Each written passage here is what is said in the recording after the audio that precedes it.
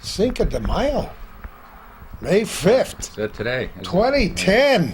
And I don't know anything in Spanish. That's why I always bring my Spanish-speaking friends to me when I go anywhere where they speak Spanish. Jeffrey Loper, how are you? Doing good. I'm doing great, too. We're north of Plattsburgh on Route 9. We suffered a huge storm that came through the area the night before. It happened to be on my anniversary. I told my wife she made the earth move, and she smiled wryly. But anyway, we're here on the next day, and we're talking with Jeffrey about a multitude of subjects that I'm not familiar with.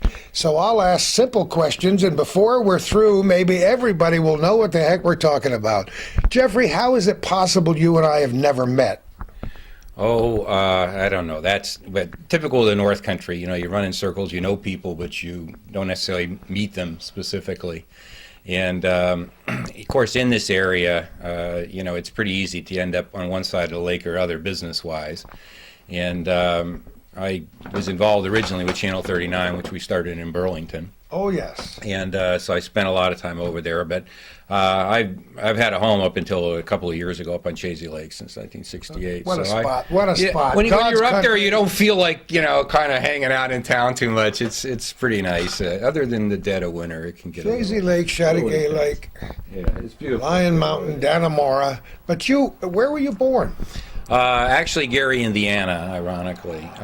Wait a minute, I know the song. I know the song. People know the song. You don't want to know the community nowadays, from what I hear. It's, needless to say, a little wild there. But no, my mom was from the Midwest. My dad was from the South. And I ended up kind of moving up here in '68 when my family was transferred to Canada for employment. And I ended up graduating high school in Dannemora, and after college came back here and back and forth, kind of a love-hate relationship, so to speak. But I love the area, and it was a function of, how do you kind of create a lifestyle and a job you want. And I was lucky enough via circumstances to be able to get a whole these TV licenses. And I figure, given some time and some luck, we'll address some of the things that certainly in New York we've been missing in TV. But where did this interest germinate? Oh, I don't know. It's hard to say. I went to school in architecture, University of Arizona in Tucson. And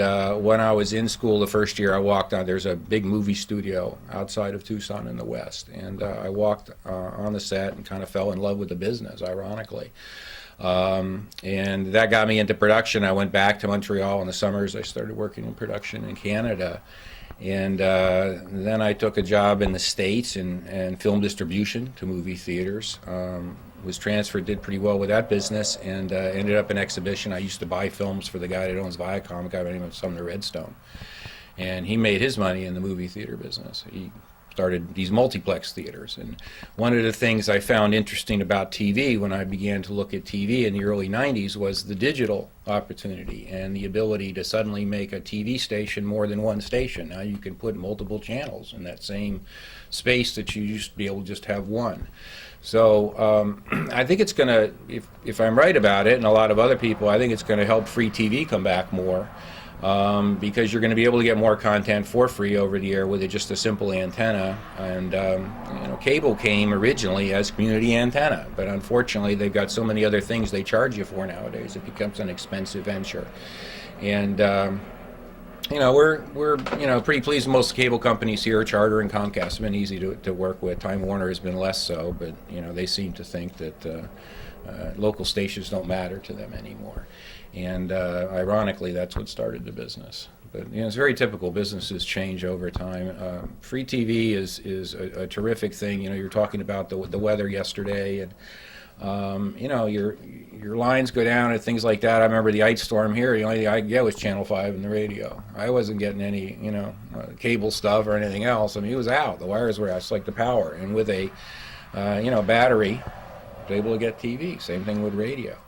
And it serves an important purpose in the community. And what we're hoping to do, whereas we're not doing news, we don't have the budget of a Channel 5, is to focus on other community issues. And that's part of our goal as we build our franchise here this year. So people have no clue what Channel 39, a lot of people don't know what Channel 39 was and Channel 40 and so on.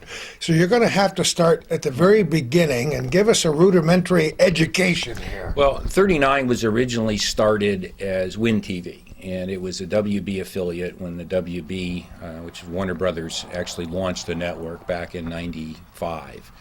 And at the same time, Paramount Studios launched a network called the UPN. In essence, I built the station with a group of people in Vermont. I left about 18 months into the venture. They operated it for a while.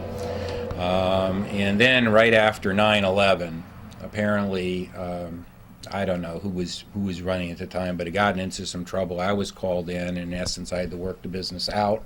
I sold it to an outfit in Arkansas who put it on as the WGMU.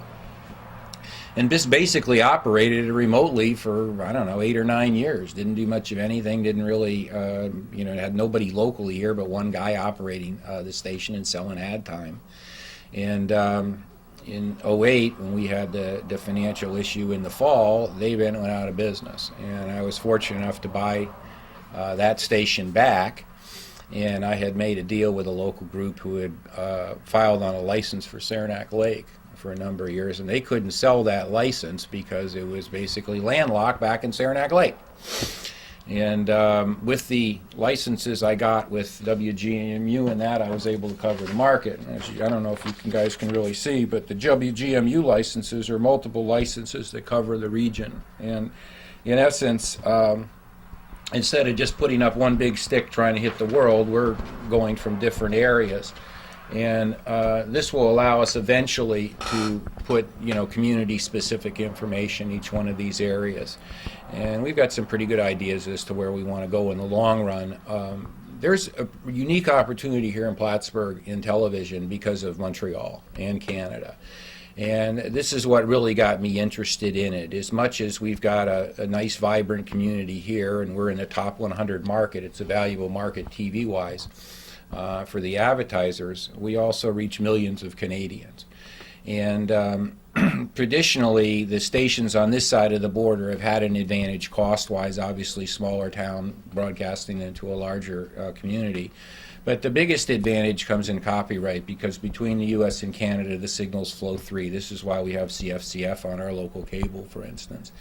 And in essence, my hope eventually is to, produce some TV shows up here that both can be carried in Canada and the U.S. And, this is a really positive, environmental friendly business, and in this area that's a big issue with the Adirondack Park and issues in Vermont with Act 250 and so forth in development. And because you've got a large audience in Canada, if you can produce content on both sides of the border that appeals to people on both sides of the border, there's some growth potential here. And when you look at somebody like Rachel Ray started it on a station in Albany, I think there's always potential. And think about it. You never know. I mean, Oprah bounced around a few different places before somebody finally put some muscle behind her and started promoting her show. You and I should be on No Shirt Tales. Yeah, well, I tell you, you never know. I sat down with somebody. One of the interesting things is as you begin to talk to local advertisers and local businesses, you realize where the potential is. And I sat with a woman in Vermont a week ago. She just started a little business herself because she was divorced and needed to make some money. It's turning out to be a huge thing. So you never really know where it's going to come from. But I think the idea is to focus on your customers. I've got an independent format, allows me to make 1-minute and 2-minute commercials, allowing you to really paint a picture with your prospective customers, and it less clutter for the viewer. The bottom line is results. If our viewers support our local advertisers, obviously we can bring them content. That's the whole idea. We don't want to charge them like cable, $1, $2, $3 per channel, and for a lot of channels you don't want. If you don't want it, just turn it off. Jeff, a lot of people are certainly not at all familiar about what you're trying to do what Channel 39 or Channel 40 is, where they can find it. So explain to people when they turn their television set on where they find it. Right now in Plattsburgh, we're on the charter system. We're on Channel 18, which is where 39 used to be. I got it. We have got in Vermont, we're on Channel 80 throughout the Comcast system, and Channel 12 on the charter systems over there. And we're on Burlington Telecom. I think it's 14 as well. We've also got Channel 18 open on Comcast in Vermont for the next channel we're going to bring, which is going to be a MyTV franchise. What the heck does that mean? That's basically the programming that's on WOR in New York. This will allow us to bring in Yankees baseball, and we're in negotiations for some other interesting sports this fall and winter. And we're going to run a pretty much independent format, a few movies each day, some off-network shows, things like Cold Case Files, and, we've got some comedies and a few kind of offbeat things that haven't been around for a while. So it'll be an eclectic mix of just good mainstream entertainment, everything from sports to movies to comedies, dramas, that type of But thing. people will still be watching you off antennas. Yeah, we'll be available on the antenna. I've got 10 licenses. Two of them right now. 10 I've got licenses? 10 of them. We got to convert them to digital. You can get a lot of this stuff still in analog, and a lot of people are still watching analog because they're getting the Canadian channels. It's amazing. Isn't that amazing? And they're not going to change until 2011.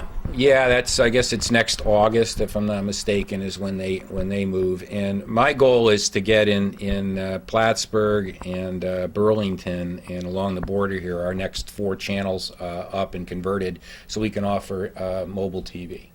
And basically, this fall on your cell phone, when you start buying them in the summer, actually, you're going to be able to pick up television with these devices, whether it's laptop or whatever, because It's the future. it'll be able to basically tune in those frequencies. The same thing will be happening with radio. Actually, you'll be able to get radio on these devices as well. And in essence, that's going to be kind of nice. So if you're sitting out on your boat, 5:30, 6 o'clock in the afternoon, and you want to see a show that you like, and you basically turn on your phone and watch it.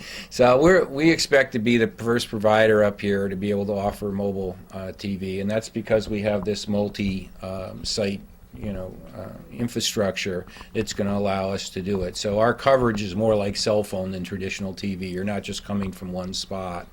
And it makes a difference when it comes to, especially our area where you have terrain, holes and things like that. A lot of cases you can't get anything. My house in Chazy Lake, I couldn't get 57 on Lion Mountain. I was right by it. I know, isn't that amazing? It's kind of one of those things, and the goal is they say, basically to build the signals, and we're going to be rebuilding them now in digital, so that everybody can get it. And that's not going to mean 100%, but we're going to try to come as close as we can to that.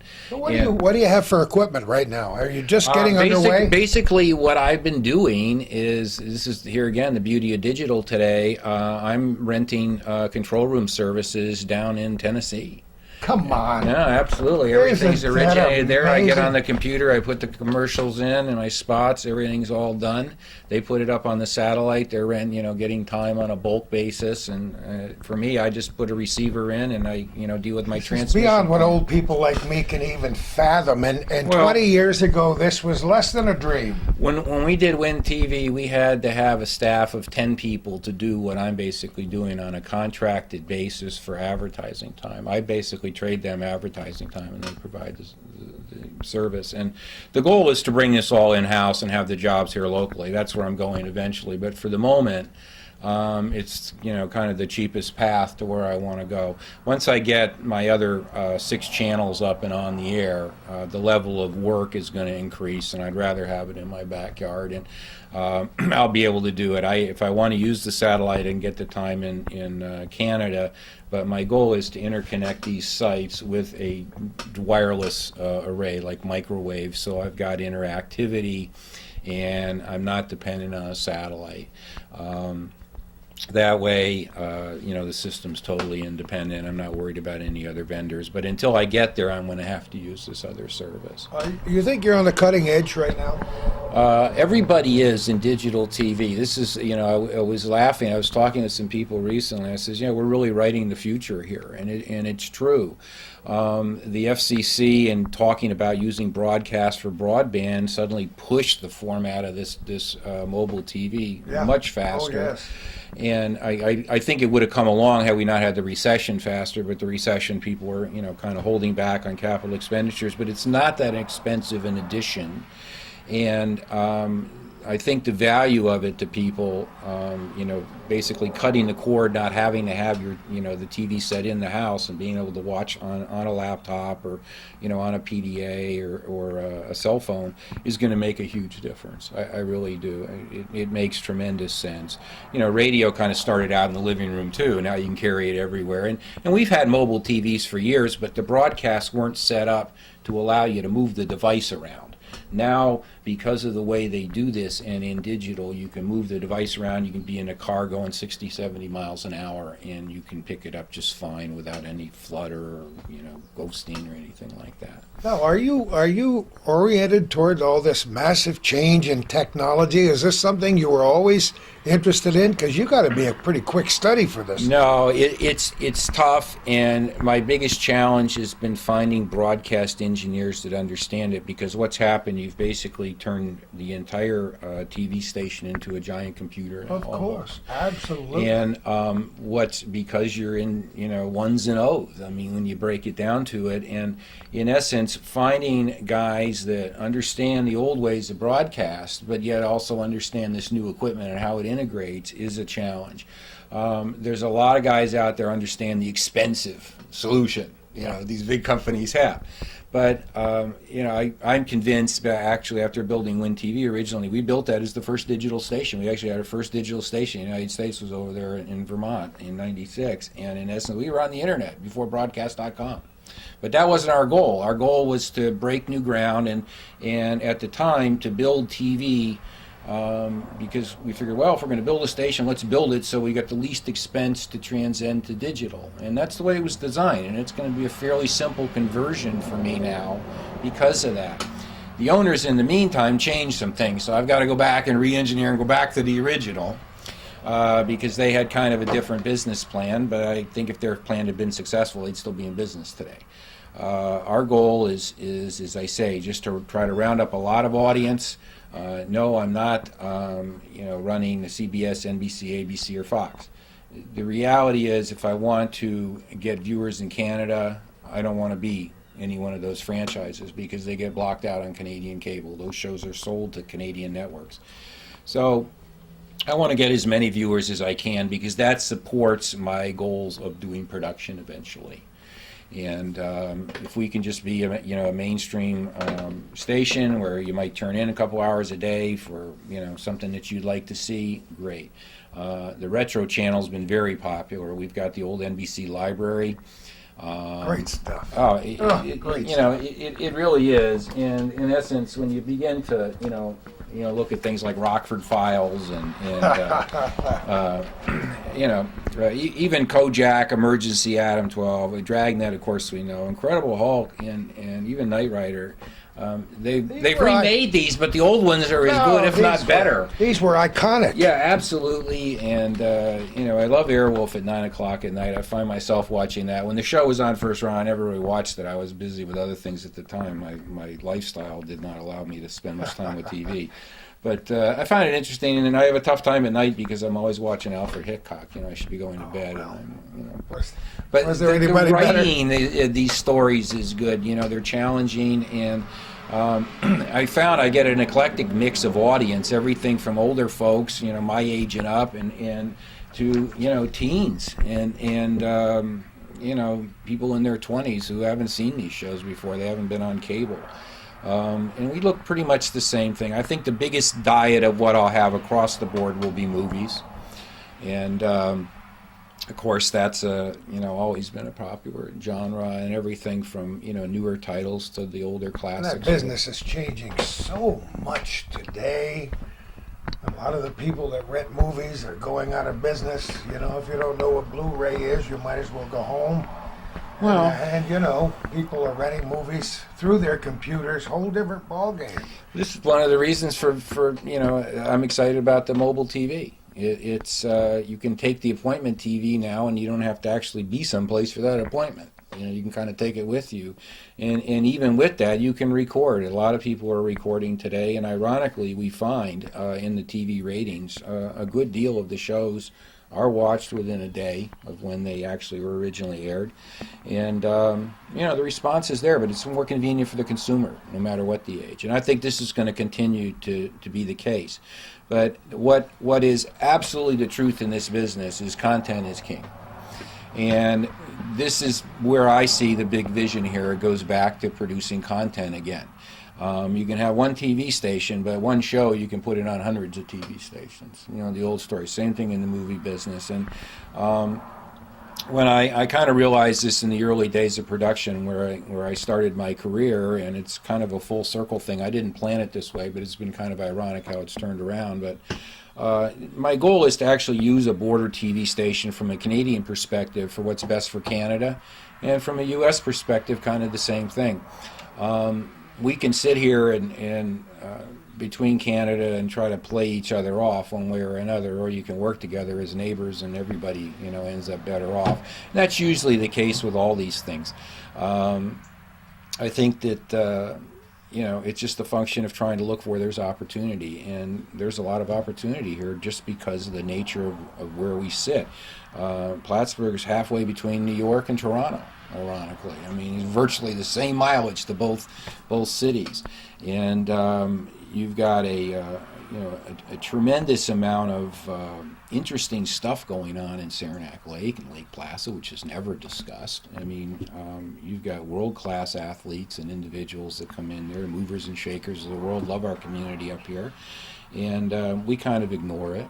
The same goes for a lot of the areas in Vermont, and I think that a region like this, which has got a lot of tourism based in its economy, if I can do content productions that kind of highlight that, I think it kind of reinforces getting people here. And I make my living based on this community being healthy, businesses being healthy. So, my goal is to help businesses get their information, their story out to their customers. And if they do that and they do it effectively, I stay in business, everybody wins. Customers better informed, the business itself obviously gets the traffic, and I help bring the two of them together, and that's a positive thing. And if on top of that I can create other jobs through those activities, great. And I think that's all most businesses want to do. They want to grow in a reasonable way, and I think this is a great community to do it in. We're the type of place nowadays people are coming to live. It's ironic. I've been discussing, bringing in some outside investment in the TV station for the last few months, and it's amazing how I've been attracting people that like the lifestyle. They want to live in safe neighborhoods, raise their kids, in an area like this, where we have a really low crime, rate and problem. And, I think that's the kind of stuff you want to try to reinforce. We want to build on, the positive things in our community. And that's the beautiful thing in Plattsburgh community. You've got a lot of people here that really do take pride in this area. And I think have weathered the storm up here, both in New York and Vermont as well, much better in this recession than a lot of other places. And that goes to our leaders. We're insulated for many reasons. We've said this for the last 50 years, so that things don't happen as quickly up here. We're certainly a resilient group of people, because you've been in and out of this area since you were a young guy. Well, I like it. I mean, I worked on Wall Street for a number of years. I went and got a financial education before I jumped into TV. And I used to come up here on the weekends. You drive from New York City up here every weekend. Believe me, it's you got to do some driving. And this was back, Northway at the time. You had your 55-mile-an-hour speed limits, which made it even more intense. No, it's a great area. I used to come up and just kind of decompress and sit there and watch the squirrels, as I used to laugh and kid with people. But why do you think we don't have as much difficulty as some other areas importing top physicians, for example? and top professional people who realize that even though they may be off the beaten path, although we consider ourselves a main thoroughfare between here and Montreal, there are so many ways to stay in the network, to stay in contact wherever you are. People are doing business more from home. I mentioned physicians because we have a world-class medical center right here in Plattsburgh, and other medical, and these guys discover Lake Champlain. Well, my dad's alive today because of Plattsburgh Hospital. Well, no question about it. No, I mean, in all seriousness, he had a condition, and he lives in Florida, a very good area down there, and had seen some top people in the field, and was up here in the summer, and basically had a problem, went down here, and they corrected it. Found a great surgeon here, and I was extremely impressed. I think the thing I've heard from people about bringing quote-unquote professionals into the area has to do with some of the lifestyle issues, especially for wives, shopping, things like this. But the thing people forget to realize is Montreal is very reasonable, and if you're an American, you can get your GST and PST back, sure. and making things very affordable. The other, aspect is obviously Vermont. You've got the university community there. You got the university community here. You're not that far from Albany. There really is a lot going on, and there are really interesting little pockets of cultural activities in various communities up here in the Adirondacks. And as I say, I think that goes to the type of people we have up here who are committed to the communities. The other thing is with communications and the fact we're kind of coming into the first world in more of the rural areas now here. It does open up the opportunities. As I was saying earlier, because of this communications is the reason I can sit here and basically run a TV station from a laptop where parts of it are here, parts of it are in Tennessee, parts of it are in Vermont, and the whole thing runs seamlessly because of these information networks. So it's a huge thing. When I worked on Wall Street, I was all about data. I used to trade interest rate futures and things like that. I was very familiar with fixed income. Boy, we could talk about the latest debacle, but I'm not going to get into that one. Oh boy! But the reality is, I used to have to get up 4:30 in the morning to drive somewhere to get that data before work, Yeah. and now, I mean, you can just pull it out on a laptop via the internet. So it's really changed the game, and that's what I was saying about production. I can do things now here. You don't need to be in Hollywood. The biggest reason you see New York and California in so many TV shows is that's where the big networks got stations. Now, if you produce for Middle America, forget it. They don't care because they got all their big stations on the East Coast and West Coast, and basically Houston, and Chicago and so forth. But I figured, there's a whole bunch of us out there that just live in the rest of the U.S.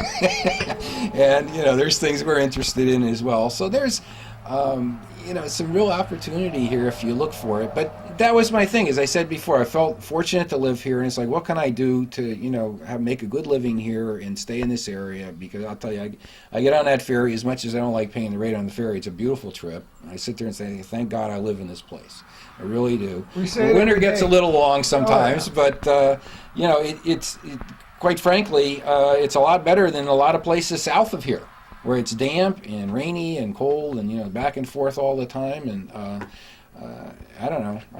I find I get acclimated, kind of like people of Florida. Once they've been down there, you're either too cold or too hot, one of the two. Just to let people know who might have just turned on their television set, we're talking with Jeffrey Loper on a beautiful sunny day in the 5th day of May 2010.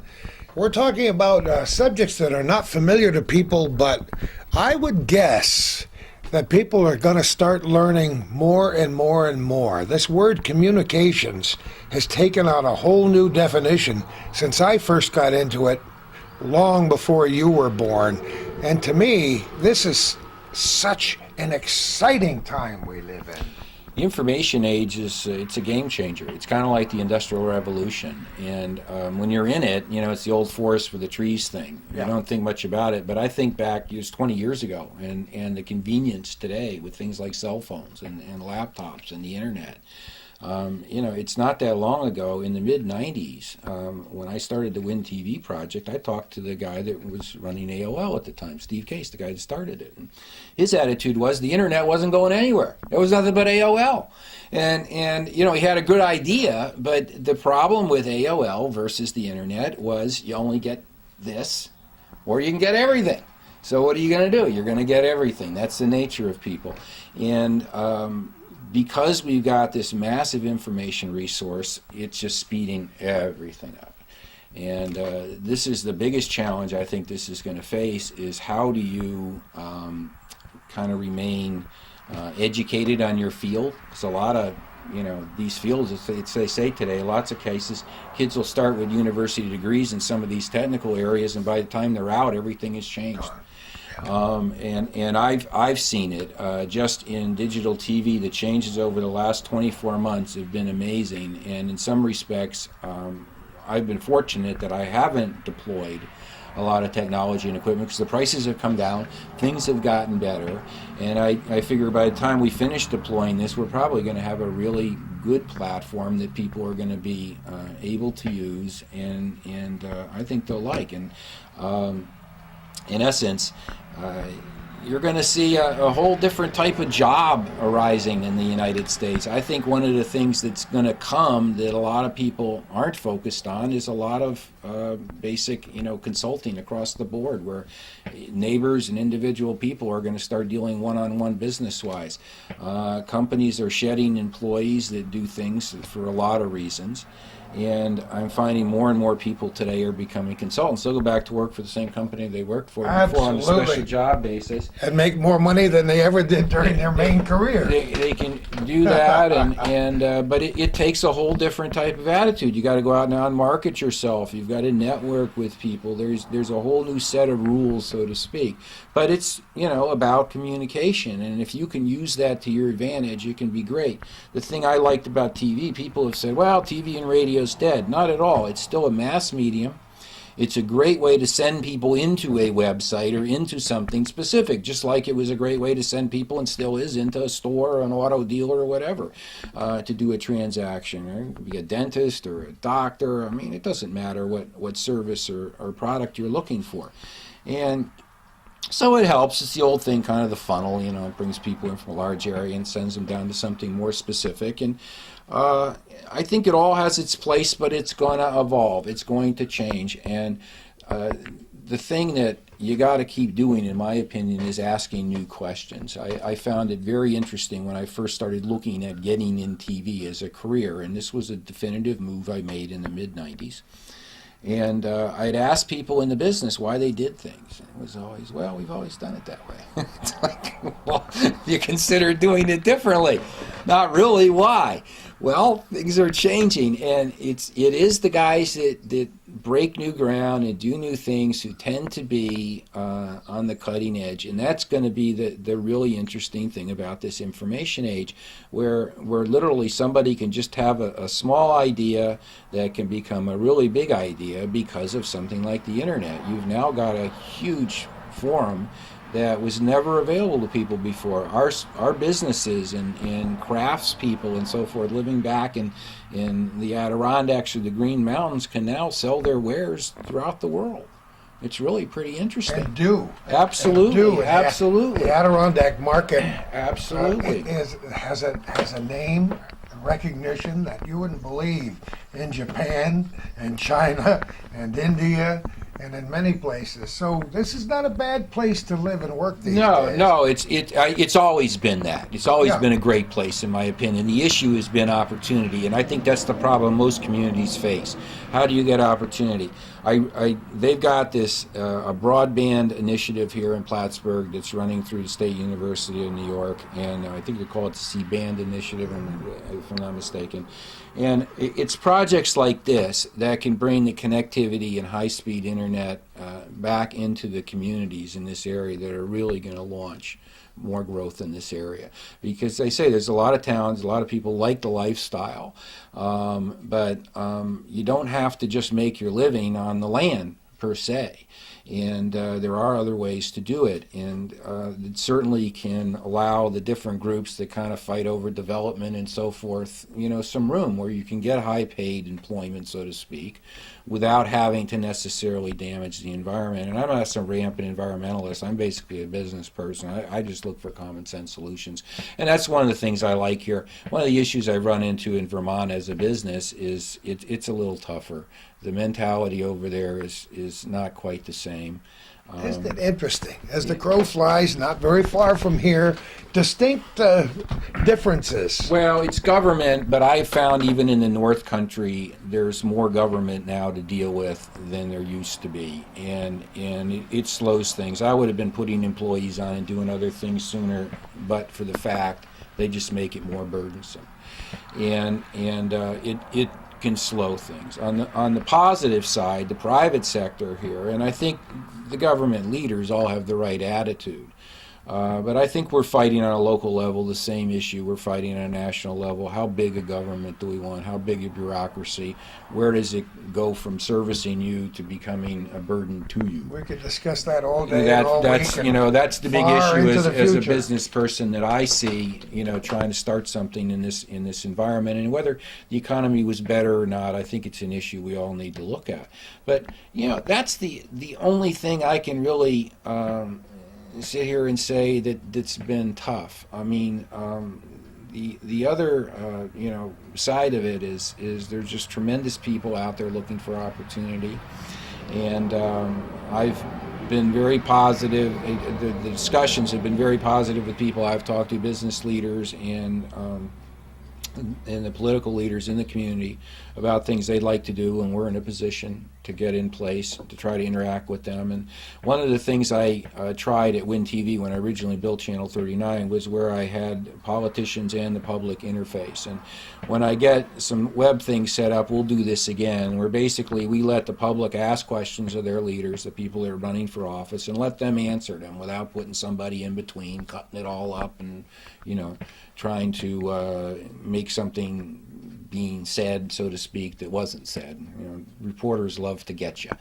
But, from my perspective, I think the public just wants answers of their local leaders, and they want the ability to interface with them. And I don't think the best way to deal with political elections is necessarily just buying a bunch of ads, either talking about yourself or slamming the other guys, Amen to that. You don't mind if I put my 2 cents? No. It gets old. So I think there's better ways to do things, and as they say, that's kind of my goal. Fortunately, I'm not going quarter by quarter like some of these other guys, and it gives you a little more flexibility to try to respond to your community. And I think that's the future of local TV, is to be local, is to be involved.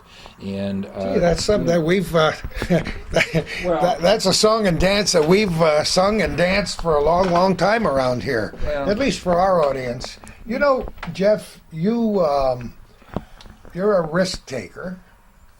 You wouldn't be sitting stuff in your blood. You wouldn't be sitting here doing that.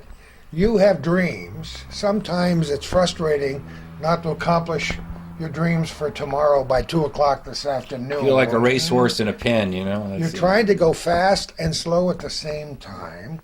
You're a pretty much a one-man band in this outfit. You don't have too many partners, do you, right now? Not right at this game. I've got a few people involved, good friends involved with me, and I've got some guys that are coming on as I grow. As I said, I've basically been working out a radio station, and I got kind of dropped in my lap, and now that I've got that off my plate, so to speak, I'm able to start addressing the TV growth and development. I actually got the station back on the air in November, and we've been on the cable now, and I'm going to start doing a marketing effort with print and radio and so forth in the next few weeks to begin to highlight the fact that channel's out there, who we are, and things we're going to have available to the public, and we're going to begin to interface. This will help to explain it, because I've been in the media around here for my entire adult life, and there's so many aspects of what you're telling me in this digital age that I'm not familiar with. And if that's true, then John Q out there had no idea where you were coming from, and I'm not sure that he will when you finish today, but it will at least turn to the table of contents, and he'll get into the book maybe.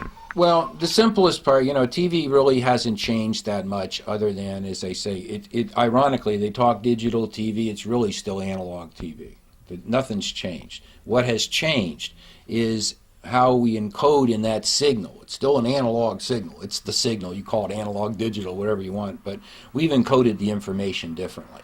And because we've gone to the digital format, now we interface with computers, we interface with everything. So that brings TV into a whole different realm. And once you begin to have that occur, a lot of things can happen as the future evolves.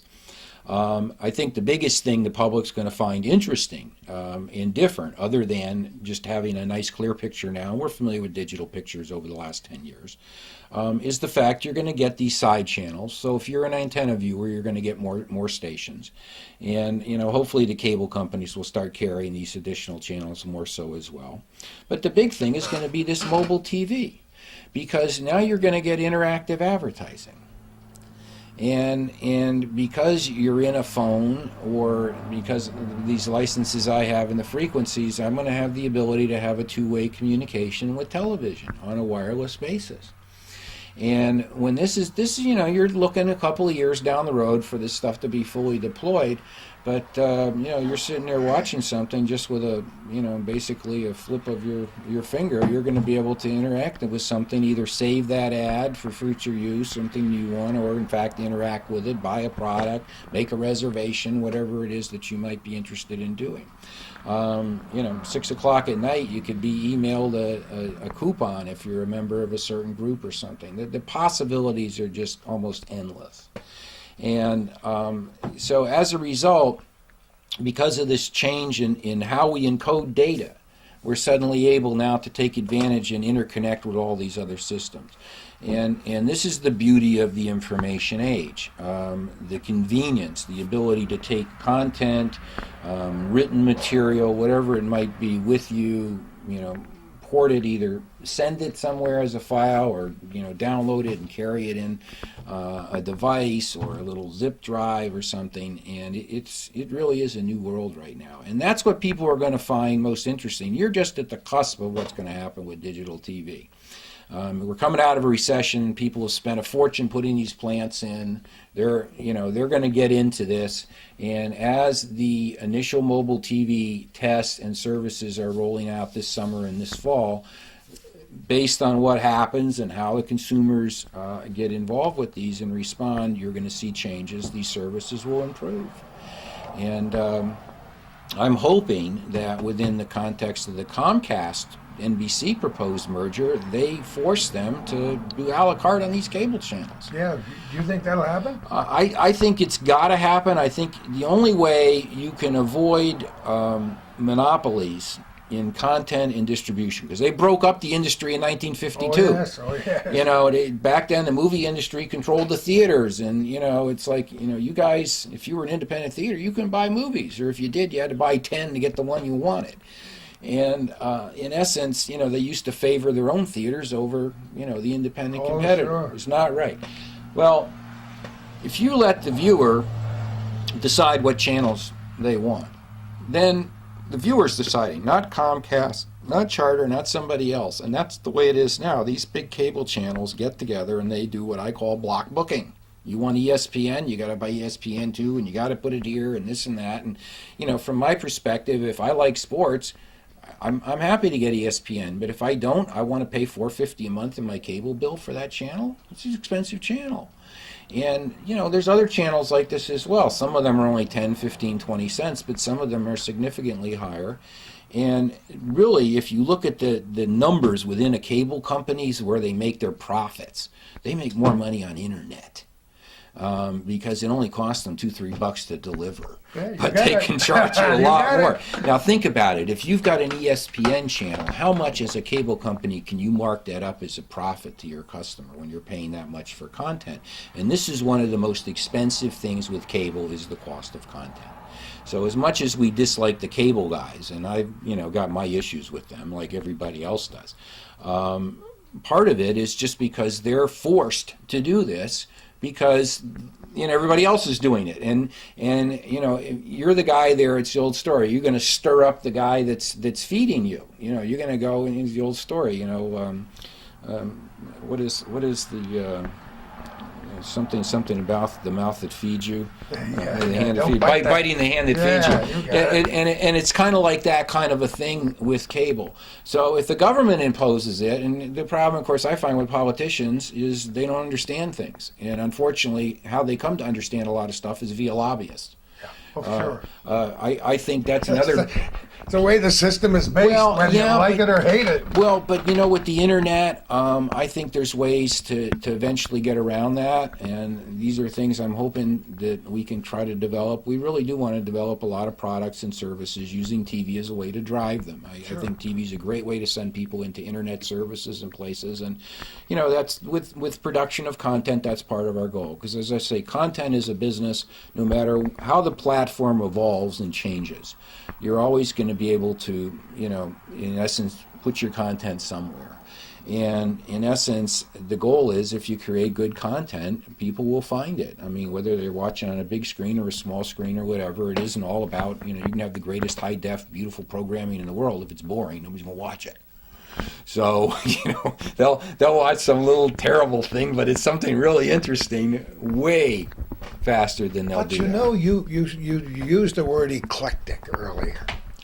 There are people like me who are just oddball enough to like things that are eclectic. And if we can find an old TV show, if we can find an old kinescope of Edward R. Murrow talking about his World War II experiences, or interviewing Jackie Kennedy in the White House, we're going to watch that, because people like Calvin and me, and you too, I can tell, are interested in history.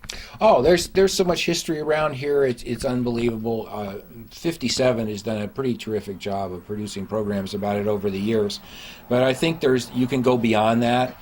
And this goes to part of what I was saying with programming earlier. You can literally take a lot of these historical incidents that occurred in this area and write stories around them, whether they're fictional or not, provide an understanding of history, some good information while you're entertaining people. And this is the biggest thing I think that really bugs me. I've always been a student of history throughout my life, and it can help you a tremendous amount. I was lucky enough to have teachers that explained to me the value of history. Unfortunately, most of them don't. They just tell kids, learn this, learn that, and they don't give them a reason why. But you can save so much trouble by, understanding people have gone down a lot of these paths before, so to speak, and what the results have been. Absolutely. It's kind of like getting older. I mean, I'm a lot smarter now than I was 20 years ago, as much as I hate to say I'm 20 years older. But you do have a much better perspective. There's no question about it. And it helps you be a more informed consumer of news and information as well. Because here again, you have a perspective. It gives you the basis of ways to ask new and different questions that might not be raised, and that's where truth many times comes.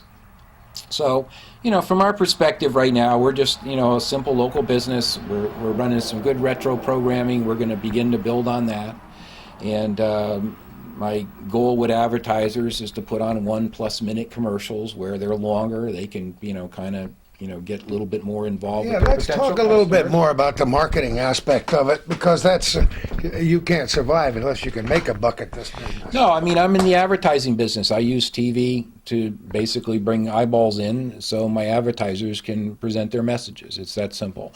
And advertising messages are really well taken if it's something the consumer likes. So if you're creative in it and you give good information and you're advertising a fair, decent product, you won't have any problems. And that's one of the things I like about local companies, because unlike some of the kind of advertising you can get, you don't survive locally in a business very long if you don't do a good job. If you serve bad food, you go out of business. If you don't repair cars, nobody comes. I mean, it happens pretty quickly. So the goal is, at least from my perspective, is how can I help my advertisers, give a more complete message to really, make a an impact on their customers or potential customers, so that, the customer not only gets more value out of that business because maybe they found out something they didn't know that was available to them. You don't know what somebody else is thinking all the time, and it's very hard to go out there and try to present something to know what the consumer is necessarily looking for. So if you've got more time in a TV commercial to kind of go over your portfolio of either products or services or the different features of a specific product or service, then I think everybody's better off. The consumer's better educated. If he goes into that customer, he's going to know what to expect, and it's going to make the process easier, hopefully, for both of them. And from my perspective, as I said earlier, it helps reinforce the business in the community. They're healthier, and hopefully they're buying for somebody here locally rather than somebody in Tennessee, so to speak. But you're doing all this on your own now, or you hope to hire people? Yeah, no, absolutely. I'm doing it. My sister's working with me. I've got some family. I mean, my traffic department's in Seattle. I love it. So all my commercials are being booked and dealt with out there. But that's the beauty of computers. And who would know that? No, but that's the way I'm doing it now. Yeah. But it's like anything. I'm not here to just drive around a big Cadillac and make a ton of money. I'm here to make a living and to provide a service. It's that simple. I'm in the advertising business, and I do that real well. The money will come. That's the way it is with everything else. But you know what? It's what I enjoy doing. There is excitement in what you're saying. Oh, absolutely. But for everybody watching this, for Calvin and myself, there's excitement in this. Because we see a wave coming through here, and you better get on the wave or you're going to get buried. The most exciting thing, to be very candid, from my perspective, is the ability to bring some new things into the community, to open up lines of communication, and to highlight and focus on things that are not known of. One of the things that I think is very interesting are shows like you guys do. Unfortunately, the cable companies never tell anybody what's there. I mean, it's like there's no promotion, there's no marketing, there's no knowledge of it. So there's good information available in the community from various groups, and it isn't just a function of video. I mean, there's art groups, there's educational groups, a lot of things going on that are very poorly disseminated, or the basis of how they are disseminated, it's expensive. And the goal is, how can you, help support functions like this, make it very affordable for them if it's a for-profit venture, but also, make it people aware in the community what's going on. You go to something like City Search and you put in Plattsburgh, they give you stuff going on in Burlington. Of course. There's really no effective entertainment website or dining website or whatever. You can go through the phone books and do things like this. So part of my goal is, within the context of being a communications and advertising service, I'm going to try to assemble things to make life easier for people to find information, whether it's via the web or things we put on TV, companies we talk about. That's part of the reason for the long-form commercials. It's less clutter to the viewer, and for the advertiser, as I say, it's the ability to put out more information. And you begin to do that affordably. When I put more than one channel on, it drives down my cost. My basic operating cost for one station in 6 stations is pretty much the same. There are some additional costs when it comes to personnel, but if it's my power bill is my power bill. I can run 10 channels or one. It's the same power bill, basically. So in those areas where I can get those efficiencies, that allows us to bring down the price of advertising. And I think the other guys are going to find this as well. I found the industry out there is somewhat reluctant to put these sideband channels on right now. Part of the reason is, where do you sell the inventory? And you don't want to take your $400 commercial and cheapen it and make it worth $100 now because you got so much more inventory in the market. But ironically, statistically, what happens is, when the price comes down, more people advertise. The market grows. ironically, it grows. And small business is where jobs are created. If you make it easier and cheaper for small business to do business, you're going to create more jobs in a community. And advertising is a big part of that. I mean, that's, what makes things happen in our world today. It's knowledge, it's communication, letting people know what's there, whether it be a new restaurant or, somebody's approach to how they want to service your car now, and they want to, take a different approach to it, whatever it might be. You've got to be able to kind of be in tune today. And as I say, that's the thing. TV used to be kind of the primary thing. Now it's a driver for other things. And from my perspective, that's going to be the goal, is to try to focus on the information side of the station, not the entertainment side, but the information side. That's my public service side, so to speak, on a lot of things that's going on in the community. So if people have commercials, events, things like that coming up, I definitely want to hear from them. It's important. And I think the viewers want to know what's going on as well. And in the long run, I think you'll find that what we will offer eventually, and I don't want to give away all the secrets or plans at this point, because I know what will happen with my competitors. They'll do things. I've seen this happen before already. When we put Win TV on, one of our goals was to go and try to bring in advertisers from some of the other smaller communities, make it affordable. Rutland, for instance. Well, gee, I just, down there doing my Rutland effort, and we told a couple of people. Next thing I know, I got all sorts of guys down there from Channel 3. Suddenly, Rutland's important to them. Hey, there's a bandwagon going down there. But you got to feel good because you've done something, you've changed things.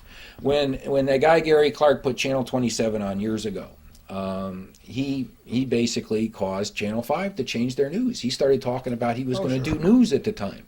They went and spent, $30,000, $40,000 and redid their news set and all sorts of stuff. They hire some new people, this whole big thing because they're afraid of competition. And that is good. That's positive. 27 never did what they said, but it definitely changed Channel 5. When I started talking about the Tri-Lakes and things like this over the last few months, it's amazing how now we're seeing more coverage of Lake Placid out of Channel 5.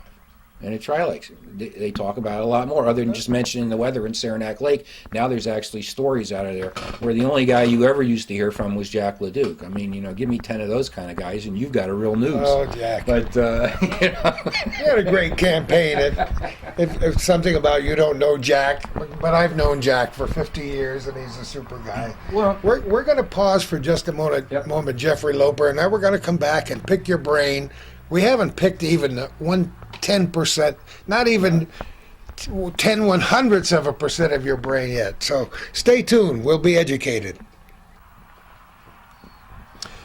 We're back with Jeffrey Loper. He has jam-packed our brains with information so far today that may take us the rest of our lifetimes. It can't be any worse than the digital transition information. I'll tell you, that was a good But one. we are in a special time in our lives. I've said that every 10 years since the day I was born. Our crystal ball sometimes isn't bright enough to show us what the future is going to be. But in your case, the future is now. Oh, it absolutely is, and that's what got me interested. To be very candid, as I said, I was in the movie industry, and I took a stint in Wall Street mainly because I was sitting with a bunch of movie theaters I was running in Western Pennsylvania and Ohio during the 1980 recession. And I was like, geez, I better get a financial education. I got myself in this mess.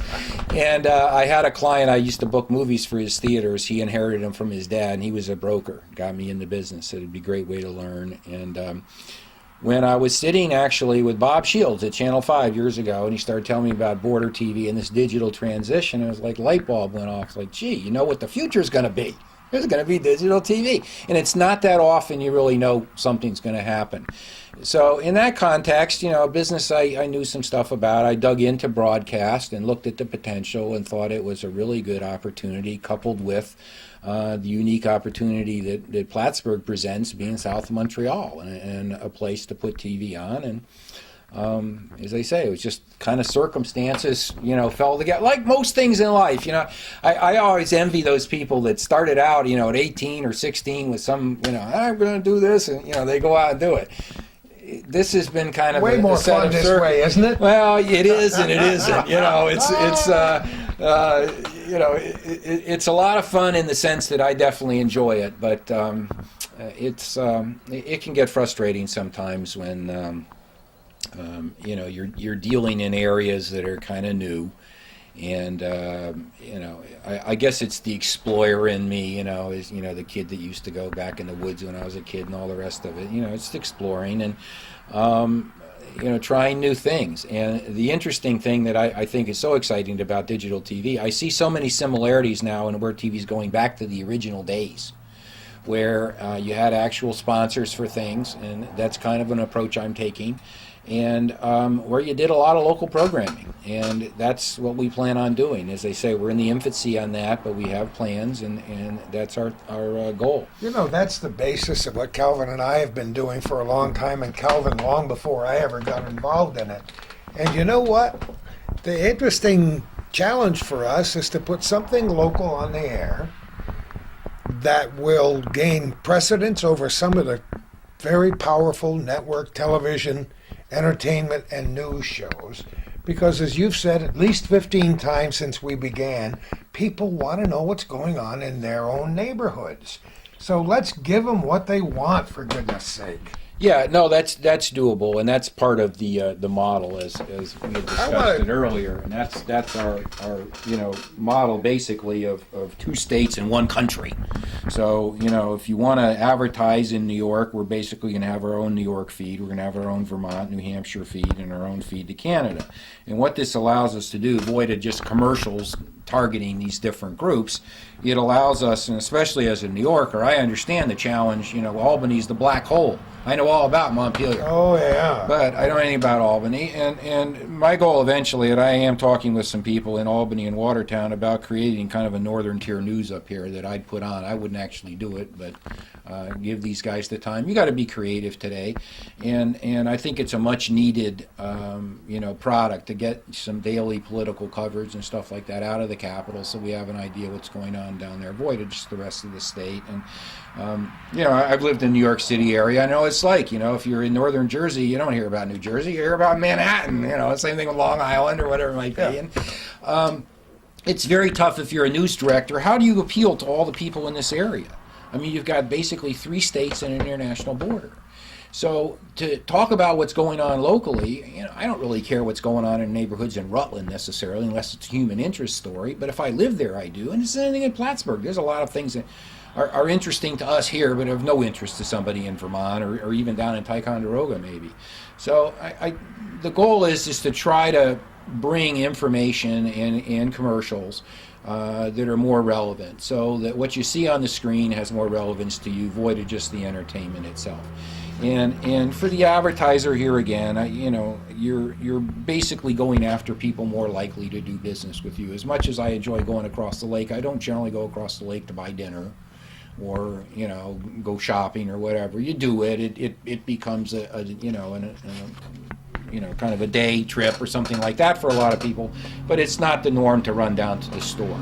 So how many people go from one city to another to get a haircut, for instance? Not very many. So you're covering a huge huge area. This is the 39 network now as it exists, and as you see, we get a lot of coverage up along the border, and then of course the Champlain Valley's covered all the way south into Saratoga Springs. We've got a couple of other licenses that I bought that are not on air right now that cover up in the Northeast Kingdom area. Oh, no kidding. Down in the Montpelier Barrie area, and then this needs to be re-engineered, this Channel 17 down in the Upper Valley. When you say re-engineered, we'll have coverage in this area. What does that mean, like re-engineered? It basically, now that they have moved all the analog stations to digital frequencies, now these lower powered licenses have got the ability to come in, now that we know what's available and what isn't, to refile these where they want to. You can either convert your present license to digital on channel, which is what we're going to do with 19, for instance, in Burlington. It'll go to digital 19. 39, however, is going to go to channel 49. They'll still call it 39. It'll show up 39 on your box, I'm but it's so actually confused. 49. Yeah, Well, channel yeah. 5 is actually 14, and channel 22 is actually, or channel 3 is actually 22 now. But that's not the way your cable, your box will show Yeah. it. They'll show it as 3 or 5. Well, it'll be the same thing here. I'm on a 17. I want to get on like a 41, which is open, so I can, kind of fatten out the signal, so to speak, so I can cover more area. We've got a 35 up here that goes in Berg, and in Vermont, we're on a few of the sites that Vermont Public Television uses, and they built TV, in my opinion, the best way to build it in the mountains originally, and they went into these different valleys and picked spots so they could hit everybody instead of the one stick approach. It's a little more expensive to operate, but you get better coverage, you get all your people, and not everybody has cable on every set in their house either. Lots of places, they'll have a second, third TV that's just on antenna. So our goal is to reach those people, and the same thing with the mobile TV. As I said, the mobile TV can be interactive. That's one of the things that uniquely I can bring to this. These are kind of pictures of the licenses This is very on paper. important. Let's explain what's going to happen here with all Well, these separate. kind of like cell phone, but cell phone is different. Obviously, it's just audio, and you can get data via cell phone. Well, if you think of the same thing, TV is no different. It's just a different frequency within what they call the electromagnetic spectrum bands. And in essence, cell phone, if you had it in a TV channel, would be equivalent to something up in the 70s. Okay, like channel 70. So in essence, the lower the channel, like channel 3 VHF, the slower the wave. The higher the channel, the faster the wave, and the harder it is to get. So TV is in a really good area. It's basically, channel, to get good TV today in digital, you're looking at about channel 7 through a channel, 50 basically is where it sits right now. Most of the stations are sitting between channel 7 and channel 38, 39. Most everybody's crammed down as low as they can get because it covers better. So our goal is to get coverage that overlaps. And so as a result, you can get the coverage pretty much anywhere in the market. So whether you're watching in a set at home off an antenna, or if you've got a laptop or a device that's a mobile device where you're watching TV either in your car or, you're sitting out at the, the lake or up in, a hunting blind for that matter. I mean, you can pretty much any place that there's signal covering. So like cell phone, you'll get it in a lot of places. Some places you won't. Just the topography, there's no way we can hit everything. The unique thing, though, I can do now is within this frequency, for instance, this channel 35 here in Rutland, I could build 6 or 7 different base stations and broadcast from those from 6 or 7 different sites rather than the one. So there's a lot of unique things you can do. If I do that, if I build it this way, and I'm in discussions with some people to do that, I can also deliver internet. And so literally you'd be able to get internet as well as TV off the same device, just basically walking down the street. And one of the service providers I'm talking to in Vermont, we're talking about doing a venture using these licenses, and they'd offer that service. It's not something I would offer. But as we were saying earlier, there's a lot of different opportunities now. There's a new service out there that Sprint and Clearwire put together called WiMAX. Very similar. It's licenses that are close to the TV band licenses that is going to allow interactivity, wireless internet, mobile TV, things like that.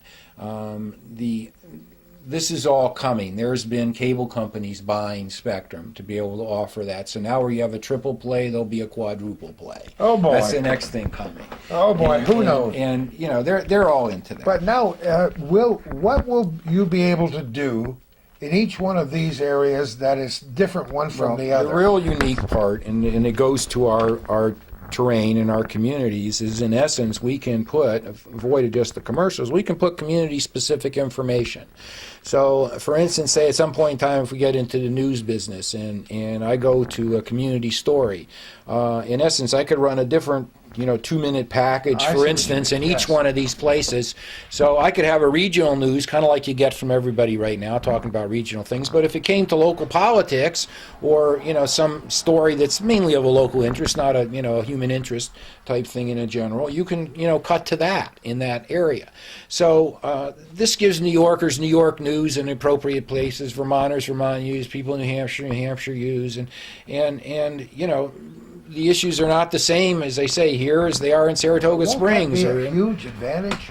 I think it is. It's a function of infrastructure, as I say. I've got to build this stuff, but once it's in place, it becomes pretty efficient to operate, and it definitely goes to providing your customer what the customer seeks. Now And tell us, look ahead 5 years. How much of this will be in place in the next 5 years? I should hesitate to say this will be 3 years or less, all of this. You're a wild and No, crazy no, guy, no. but- I am because of Canada. This is the big thing. People don't realize Canada.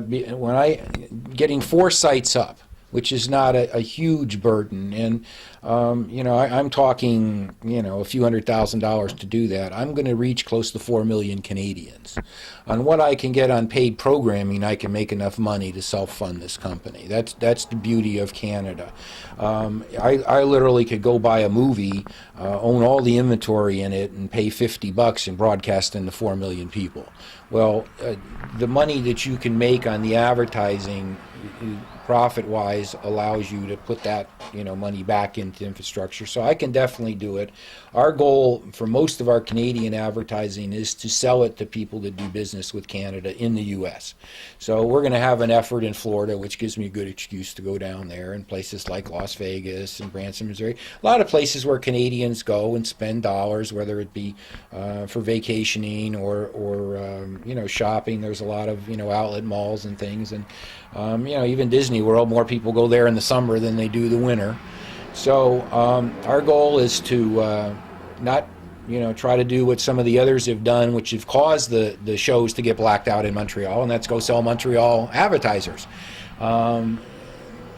Canadian stations, that's their bailiwick, that's what they like, and they seem to be less concerned about me having a little bit of audience than taking the bread out of their mouth, and quite frankly, I don't need to do that. There's plenty of American companies that want to reach Canadians affordably, and that's in my backyard, so that's what I'm going to go after. I think it's just try to common sense business, and within each one of these circles, as I say, eventually I get this up 3 years from now, then we're going to start moving more and more with the programming. So initially it'll start with the commercials, and depending upon what kind of resources I can identify locally, I mean, it's funny, things always kind of come out of the woodwork, people with ideas and so forth. We may, move things along faster. I've had some guys call me that want to participate in one of the channels I'm going to have on here, this Resort Sports Network. We're going to have, as I said, up to 7 channels initially.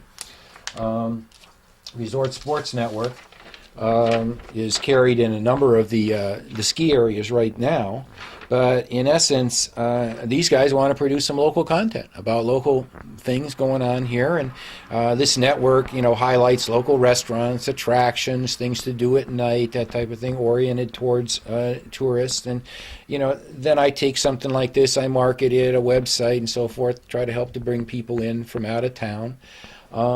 So it's kind of an interrelated thing, and gradually, we begin to pull in people that are interested in helping us in doing things. And anybody that's got ideas and wants to do things locally, I'm certainly willing to do it, as long as the content is appropriate, done well. I mean, presentation wise. And isn't dealing with some type of a controversial subject I wouldn't want to air. We think about that all the time. I'm good to do it. Well, there are things, but I used to. One of the things I did at Win TV is we had kiosks where people could come up. We put them in malls.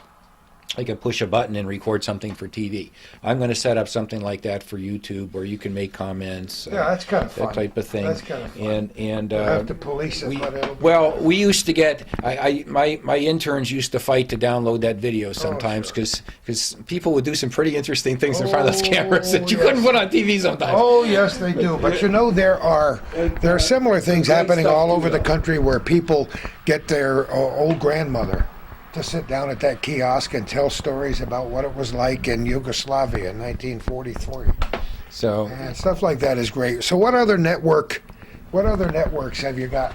we got that, as I mind. say. We've got the retro channel now, which is on. And retro means It's old. it's basically retro programming. This network was started actually by the guys that own Church 39 that I bought from this past year, and they went under. One of the things that brought them under was this network. Yeah. And it was the way they launched it. The guy that bought it actually is doing a much better job, and he's making money with it. So it's like anything, you can make money, lose money about anything out there. It's a question of how you do it. So we're really happy with that. It's a good, solid lineup of good quality programs. And behind that, I've got a couple of other channels we're bringing on. One of them is the AMG network, and that's amg.com. And for instance, you can see here we've got a 4 p.m. movie each day. We've got another a 10 a.m. movie, a 6 a.m. movie, a 9 p.m. movie. A lot of movies on this channel. And then there's some things like independent news. We've got music. We've got stuff for kids. And we've got fishing, outdoors. Cooking. I mean, just across the covering board. spectrum, aren't you, huh? Rock shows.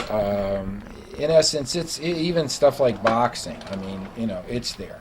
And then on the America One network, which America One has got some interesting. Let's see here we go. Interesting shows as well. And here again, we get boxing, but we got motocross, we get hockey, we get ladies golf, which is not carried on that many channels here. We got 9-ball championships and things cool. like bull riding and let's see here, a fair amount of soccer, which is very popular among a lot of people. Boy, this area and is really taking off. I like it, quite frankly. Yeah. We've got stuff like Lighter Side of Sports, which has been around, Raceline, Sports Truck Connection, Eastern Golf, and it's kind of across the board. We've got fishing, we've got shows on Country Music Weekly, we've got shows on hunting, even got something on firearms and rifles and guns, and just across the board stuff. And then what we plan on putting on our May channel, which will be the 40.1, is what they call My Network Television. And that's basically a programming service that was started to take care of what was the UPN stations. And that was the affiliation that 39 had before it went off the air. So I'm bringing that back, and we're hoping to put Corman the Coach on in the morning. Trying to work that out. That was dealing with them on this radio station, and here again we're going to run a couple of movies. We're going to have one at noon, another one at 2:30, one at midnight each day, and we've got some interesting things. I love this show Street Court that's going to run 7 and 7:30 at night. It's kind of one of those Judge Judy type shows, but I really like it. It's really cute because what they do is they actually go out to the location, and you think these people get into it on the set of it. You just see them on the locations where these things occur. So it's definitely got an interesting little take on it. And within this, we've got a show that we want to produce here, which is going to actually be done in English and French. And this is one of the things I'm going to do with a lot of the sports. I've got a deal with Yes Network right now on Yankees baseball. And I can get this channel up here in June, July, which is the goal, and to get this next one up. We will be carrying games through October. And in essence, what I'm going to do in the second audio program, we all probably remember that when we had Fox or the NFL on Channel 3, and they used to go to the SAP at the end of the game when they went to 60 minutes. Oh, sure. Well, you've got that SAP in there, and in essence, what we're going to do is put a French soundtrack in that. And I think it will give that's great. people who are That's bilingual up, obviously Sure. on our side of the border, but the same thing on the other side of the border. And I think it makes baseball more relevant to Canada. And as I say, I do business in Canada. That helps support my efforts here. It helps support the production efforts I want to have up there. And I think everybody wins. And, we're just going to be a good local business. The thing I think's the worst thing about media in the United States today is owned by so many conglomerates. You saw in the 90s a massive consolidations with TV stations. It used to be, where you had the ABC, it was owned by a guy, wasn't local, but he was an individual. Obviously, the Martin family owns CAX. And, Fox came in, it was a conglomerate from out of town. But, now the Fox and the ABC are a conglomerate, and CBS is still in Mark's hands, but you got Big Hearst Media owns Channel 5. Sure. And not that these guys don't do a good job, but their agenda is, especially as public companies, when you have a public company like Hearst, or a number of them out there today in TV and radio, is they've got quarterly numbers they got to hit. And it's all about the bottom line. From my perspective, that takes all the fun out of TV. The entertainment business was always a business where your theaters, virtually everything was owned locally. Your money stayed locally, and that's my goal is to remain that way. That's been the positive side of the investment markets out there. Initially, I was dealing with a fund, and we were going to bring in money and build all this stuff, but I would have been controlled by those guys. So sometimes circumstances, yield you a different situation. I'm going to grow a lot slower, but we're going to be here. That's the nice thing about it. It's nice to know that somebody like you still has a place in today's wild world. Well, I hope so. It's hard. I went out to the programming convention last year, and it used to be, 5 times as big with hundreds of people there. But nowadays, you talk to 10 guys, and you basically control about 70% of the TV stations in the United States. So who's controlling the programming? That's what I was saying earlier about the Comcast merger. These cable channels, we ought to be able to decide who's telling us what we have to see. If public doesn't like something on my station, they're going to turn it off. It's real simple. That. I don't charge them for it. If they don't like it, fine. If they like it, great. And they'll support it, and we'll obviously continue to carry things that are more popular than things that aren't. I mean, that's the whole idea. It'll be so interesting to watch what happens to you as things unfold. And if you have your way, they'll be unfolding almost quicker than you can deal with it on a given day. Well, yeah, and but part of that goes to the community, because communities, TV for years has always been this thing up on the hill, the kind of reported down to you, and I just don't see it that way. As I say, we have a quote unquote public service mission. I think it goes beyond filling out reports of what your kids' shows were. But that's what we have to deal with. Personally, I think it's about interfacing with your community. And that's the way it should be, and that's the way the FCC planned this whole thing way back when I got into the business. It's something that Calvin and I have espoused all these years, and I did for 36 years on the radio before that. We've come to the end of not the end of our rope, but the end of our tape today. How can people get in touch with you? Websites? Yeah, the simplest thing is it's www, obviously, cecmediagroup.com. That's Charles Edward Charles. The company's Convergence Entertainment and Communications. So it's cecmediagroup.com. And we've got there's a number there, address, form you can email, whatever, ideas, suggestions, comments, whatever. Certainly we'll be happy to hear from everybody. And we expect to be up on the 2 satellites. I've got agreement with Dish Network, or DirecTV, should I say. I'm trying to conclude things with Dish, because delivering them both it's the same thing. So I don't want to do one without the other, and I'm hoping to have that resolved here this month and be up on them. So it's happening day by day. Things are going on, and the public will know it when they see it on television, one way or the other. Try to bring information to them via our little program here called Our Little Corner, and many other ways. You are on the cusp, Jeffrey, and we hope you don't fall off into the great abyss out there. That's really, as I say, that's really a function of how the community supports it in the advertising sense, and the viewers in the viewing sense, and people that watch the station, if you're trading someplace they're not advertising, tell them to advertise, obviously, and certainly if you see somebody that is, mention it to them. I mean, that always helps. I know I'm getting response because we get on our direct response, but as I say, now we're going to be making an effort here, to start marketing the community. You'll start seeing stuff in the print and so forth about us, and I've got a number of local advertisers coming on here this mid-month, and we're going to start this effort. And as I say, I'm hoping by June, mid-July to have the my network feed up, and we'll have two on the air then, and hopefully by the fall we have the other ones up by then. So Here's a guy with a dollar and a dream. He's got that entrepreneurial spirit. He's got old-fashioned moxie, you and gotta let's try. hope that he has the internal fortitude, intestinal fortitude, because there'll be obstacles along the way, Jeffrey. I know they will, but you look like you're strong enough to get over them. I want to thank you so much for inviting us here today. This has been a great education for me. Hopefully for our viewers, if they want to get in touch with you, they know how to do it now. Thank you all for watching our program. Thank you for your suggestions. Thank you for your generous checks to Hometown Cable up there on the Ridge Road.